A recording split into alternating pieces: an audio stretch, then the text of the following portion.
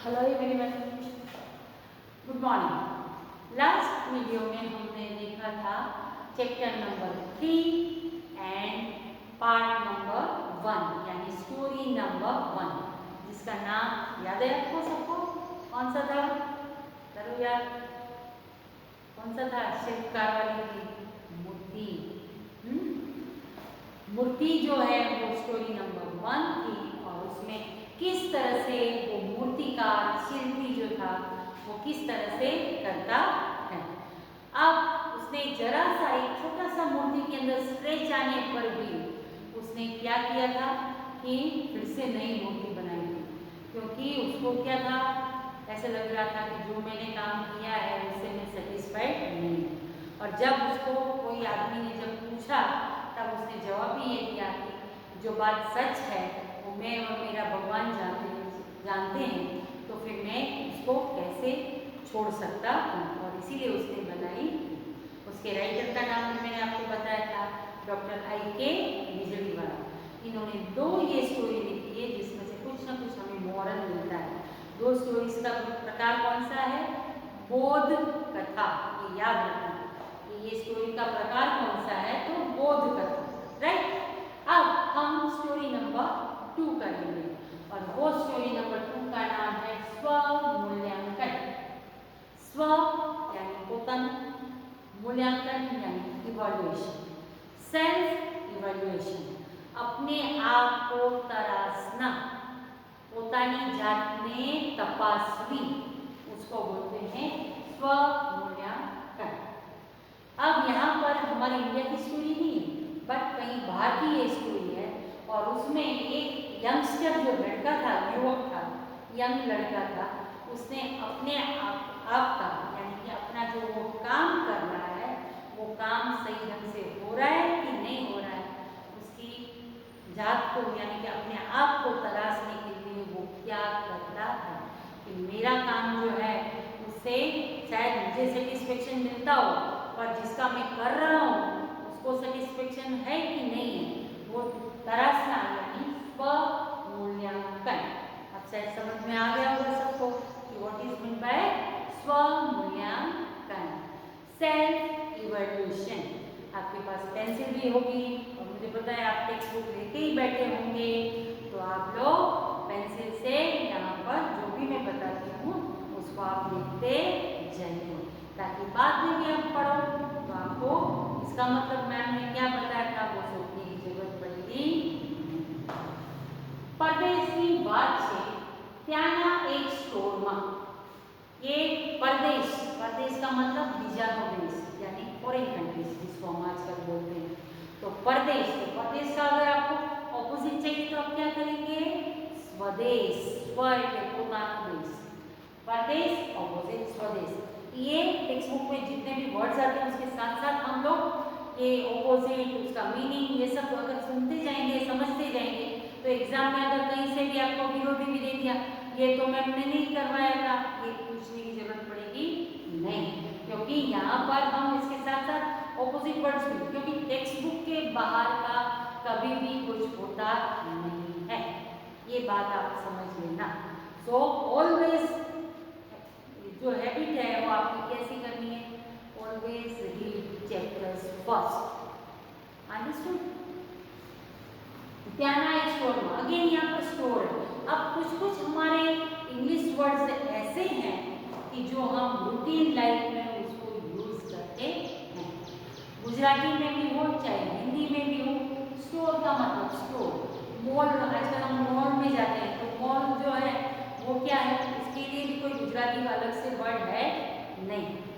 Classroom बोलते हैं तो प्योर गुजराती में इसका मतलब होता है वर्गखंड, बट वी नेवर यूज वर्गखंड, क्लासरूम, क्लास टीचर, वर्ग शिक्षक।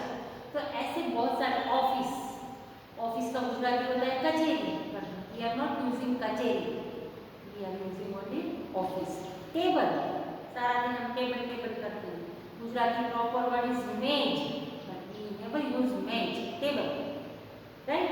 तो इसी तरह से हमारे इतने सारे इंग्लिश वर्ड्स हैं जिसको हमने रूटीन लाइफ में दे दिया है और हम उसको इसी तरह से यूज करते हैं। तो यहाँ पर जितने भी बहुत सारे यहाँ पर ये स्टोरी के अंदर ऐसे इंग्लिश वर्ड आएंगे जो गुजराती में भी यूज होते हैं और कई बार एग्जाम में पूछे भी जाते हैं कि ये चैप्टर में से कौन कौन से इंग्लिश वर्ड्स आए इन्हें यादी बनाओ।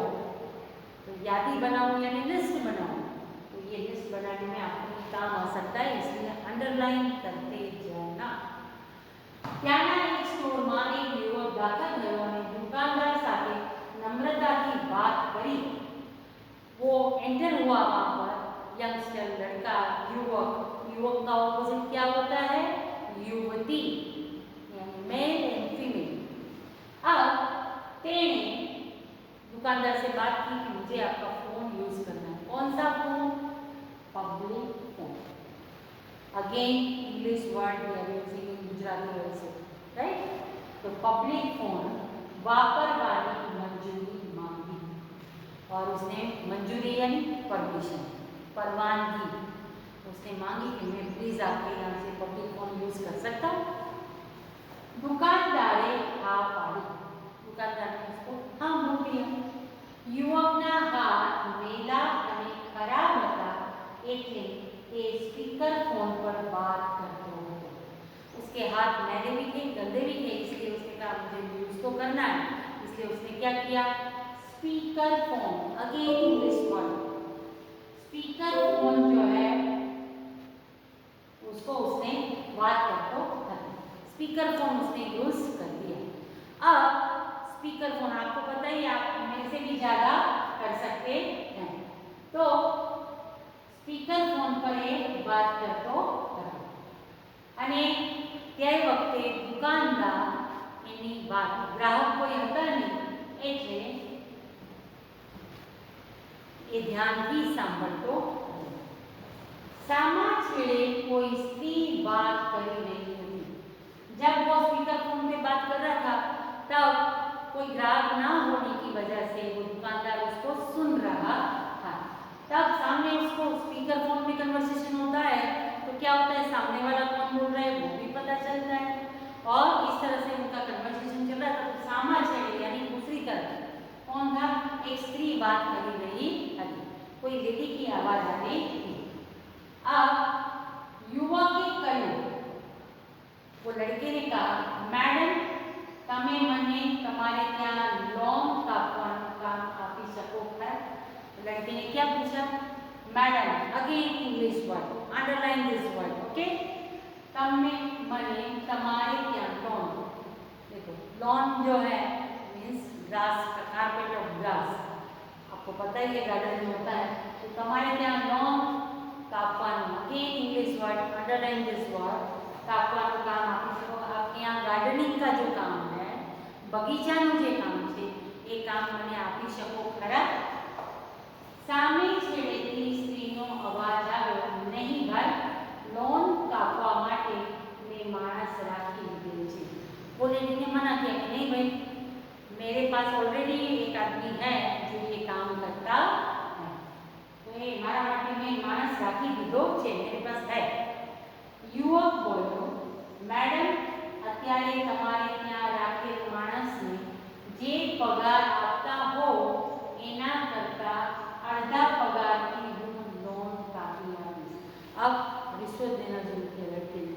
उसने क्या किया कि आपके यहाँ मैडम जो भी अभी काम कर रहा है वो मानस तमे जे राखेल छे ए इन्हें जो पगार आपता हो, यानी उसको जो सैलरी देते हो, उसको जो पैसे देते हो, उससे भी अर्धा पगार में, हाफ सैलरी में मैं आपको ये लॉन काटने का काम करके दूंगा, यानी आपका गार्डनिंग का काम मैं करके दूंगा।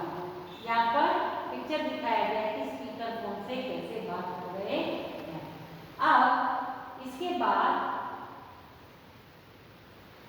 सामने छेड़े थी, यानी दूसरी तरफ से जो लेडी बोल रही थी, स्त्रीए કહ્યું ના ભાઈ, હાથ લોન કાપવાનું કામ જે માણસ કરે છે તેનાથી મને કોઈ જ ફરિયાદ નથી, कि अभी जो मेरे यहाँ काम कर रहा है उससे मुझे कोई शिकायत नहीं है। फरियाद એટલે कंप्लेन, शिकायत, मैंने कोई फरियाद, जो काम कर रहा है अच्छे से बहुत कर रहा है, इसलिए मुझे कोई नया रखने की जरूरत नहीं है।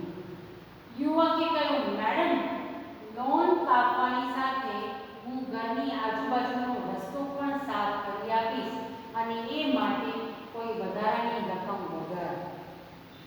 अब उसने और ज़्यादा उसको किया कि शायद मुझे रख ले, इसलिए वो युवक यानी कि यंग लड़के ने क्या कहा कि मैडम मैं लोन तो आपकी काट के दूंगा ही, बल्कि घर के आजू बाजू का रास्ता भी साफ करके दूंगा और उसमें कोई વધારાની रकम यानी कोई स्पेशल अमाउंट भी नहीं दूंगा, आधी सैलरी में से ही मैं ये सब एक्स्ट्रा वर्क भी आपको करके दूंगा, ऐसे कहा। रकम का मतलब क्या होता है? अमाउंट। પેલી સ્ત્રીએ જવાબ આપ્યો, ના ભાઈ આભાર, મને હમણાં બીજી કોઈ વ્યક્તિની જરૂર નથી। उसने कहा ना आभार, आभार यानी थैंक्स, मुझे अभी और किसी आदमी की जरूरत नहीं। मैं रोकेला मानस मने पूरो संतोष से, मैंने जो इस आदमी को रखा है, रोकेला यानी उसको यहाँ मेरे यहाँ काम पे रखा है, उससे मुझे संतोष से फुल्ली मैं सेटिस्फाइड। आटली बातचीत, बातचीत का मतलब बातचीत कन्वर्सेशन पूरी करीने खुशखुशाल चेहरे ए युवके फोनનું स्पीकर बंद કર્યું और वो लड़के ने बस मन ही मन खुश हुआ और उसने स्पीकर फोन जो है वो बंद किया। दुकानदारનો ફરી એકવાર આભાર માન્યો, फरी एक बार यानी वंस अगेन वो उसका थैंक्स कहते हुए दुकानदार को, क्योंकि उसने उसको फोन यूज करने दिया था। ये जवानी तैयारी कर तो वो जाने की तैयारी करने लगा, तब दुकानदार उसकी बातें बड़ी ध्यान से सुन रहा था, इसलिए एक वक्त दुकानदार के पास से बोला, उसको कुछ समझ में नहीं आया कि ये लड़का इतनी मिन्नतें कर रहा था, रिक्वेस्ट कर रहा था कि मुझे काम पे रखो, मैं आपको एक्स्ट्रा वर्क करके दूंगा, मुझे ये करके दूंगा, लेकिन फिर भी उसने मना किया, तो वो इतना खुश क्यों हुआ? व्हाट इज द रीजन कि वो इतना खुश क्यों है? इसलिए वो क्यूरियोसिटी जो उसकी थी दुकानदार की, वो उसको रोक नहीं पाया, और जैसे ही वो जाने लगा तो उसने कहा कि जो है कि तुम मेरे पास आओ। दुकानदारे એને પાસે બોલાવ્યો અને એની બધી बातचीत સાંભળીને એ પણ खुश થઈ ગયો હતો, और जब उसने उसकी बात सुनी तो वो भी खुश हो गया। अब क्या बात थी? પેલી સ્ત્રીએ કામ આપવાની ના પાડી છતાં યુવકના ચહેરા પર નિરાશાની कोई रेखा नहीं, कि उसने ना बोला तो भी उसमें कोई निराशा नहीं थी कि वो अपसेट हो गया, दुखी हो गया, उदास हो गया, कुछ भी नहीं हो। ये જરાય ઉદાસ પણ નહોતો થયો। ટૂંકમાં એની એક કુમારી એને સ્પર્શી ગઈ। ये लाइन जो है वो अंडरलाइन करके रखना, क्योंकि ये वर्ड और इसके क्वेश्चन पूछा जाता है कि दुकानदार ने कई बार स्पर्शी गई, तो कुमारी यानी सेल्फ रिस्पेक्ट की बात। इन टूकमा इन शॉर्ट एने कुमारी स्पर्शी गई, दुकानदार को वो बात बहुत अच्छी लगी, कितना वो अपना जो है सेल्फ कॉन्फिडेंस कितना है उसका कि वो अपने स्वमान के साथ युवक पासे આવ્યો કે દુકાનદારે કહ્યું, યુવક પેલી સ્ત્રીએ કામ આપવાની ના પાડી તો પણ તું ખુશ રહી શક્યો, એ વાત મને બહુ સ્પર્શી ગઈ कि तुमको वो काम करने के लिए मना किया, फिर भी तू कितना खुश है, मतलब जरा भी दुखी नहीं हुआ, अपसेट नहीं हुआ, ये बात मुझे बहुत अच्छी लगी कि नहीं मिला तो नहीं मिला, पर तू खुश है। स्पर्शी गई यानी कि टच करके गई। एने भले ना पाड़ी परंतु हूँ तने काम आपवा तैयार छूं, बोल मारे क्या काम करीश। अब वो दुकानदार को बड़ा अजीब लग रहा है, उसको मना कर दिया है, इसलिए उसने कहा कि कोई बात नहीं, मैं तेरे को काम दूंगा, पर तू मेरे यहाँ काम करेगा। पेला युवके हंसता हंसता ना पाई, लड़के ने हंसते हंसते ना बोला कि नहीं मैं आपके यहाँ काम नहीं करूँगा। सामने से उसको जॉब दे रहा है, फिर भी वो उसको मना कर रहा है हंस हंस के। बड़ा आश्चर्य लग रहा था कि ये है क्या। दुकानदारे अत्यंत नवाई लगी, दुकानदार को बड़ा आश्चर्य हुआ, अत्यंत यानी अतिशय खूब नवाई लगी। एने कह્યું પણ દીકરા હમણાં તો પેલી સ્ત્રીને કામ માટે રીતસરની आजीजी करते थे, यानी अभी तो वो काम करने के लिए उनको मिन्नती कर रहा था, रिक्वेस्ट कर रहा था। आजीजी करके यानी विनंती करके के रिक्वेस्ट करવી અને કામ નહોતું જોઈતું તો પછી એવું શા માટે કરતો? अगर तेरे को काम करना ही नहीं तो फिर तू उसको इतनी रिक्वेस्ट क्यों कर रहा? युवक हंसता हंसता बोला, नहीं सर। उसने कहा नहीं नहीं sir, again English word sir, मुझे ये मैडम ने क्या काम करूँ છું? नहीं वो मैडम के यहाँ काम करता हूँ, मैं ही गार्डनिंग का काम उनके यहाँ संभालता हूँ। तो फिर क्यों फोन किया? क्यों किया? आ तो माરું काम केवुं छे એ તપાસવા માટે જ मैं इन्हें फोन કર્યો कि मैं जो काम कर रहा हूँ वो काम उनको कितना अच्छा लग रहा है, वो काम से सेटिस्फाइड है कि नहीं, ये जानने के लिए ही मैंने अनजान बनकर उनको फोन किया था, जेथी કરીને मारा काम अंगे મને ખ્યાલ આવે, ताकि मेरे काम से वो सेटिस्फाइड है कि नहीं, मुझे क्या इम्प्रूवमेंट करने की ज़रूरत है, वो जानने के लिए ही मैंने उनसे फोन के बाद की थी।